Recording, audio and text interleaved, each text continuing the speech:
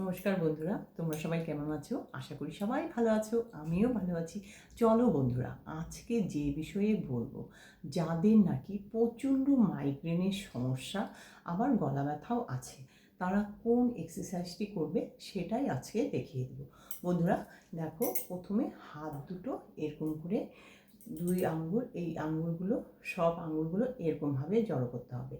আর এই দুই বৃদ্ধা আঙ্গুল একসঙ্গে নেবে, নিয়ে এরকমভাবে টান টান করে চাপ দিতে হবে। এই যে এরকম করে যদি তোমরা চাপ দিয়ে 5 মিনিট এরকম করে থাকবে, দেখবে যত জোরে চাপ দিতে পারো। এরকম করে আঙুলগুলো পুরোটাই এরকম করে বৃদ্ধা আঙুলও চাপ দেবে, আর এই সব আঙুলগুলো মুট করেছো এগুলোও চাপ দেবে।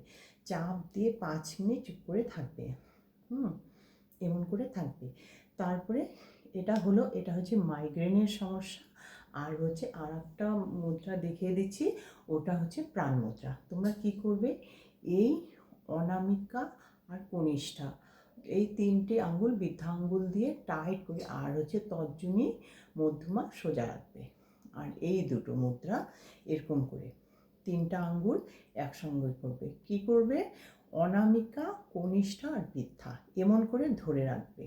এটাও 5 মিনিট তোমরা যদি করতে পারো, তোমাদের গলা ব্যথার সমস্যাও চলে যাবে, আবার মাইগ্রেনের সমস্যাও কিন্তু একদম ভালো হয়ে যাবে। তোমরা সঙ্গে সঙ্গেই বুঝতে পারবে তোমাদের মাথা ব্যথা একদমই সেরে যাবে। জানোই তো তোমাদের যে মাইগ্রেনের ব্যথা এত হয়, যাদের মাইগ্রেনের ব্যথা আছে তারাই একমাত্র বোঝে কেমন ব্যথা। প্রচণ্ড ব্যথা, গা গোলায় বমি বমি ভাব তো থাকবেই। আর এমনি যদি নর্মাল মাথা ব্যথা হয় তাহলেও তোমরা এই ব্যায়ামটি করবে।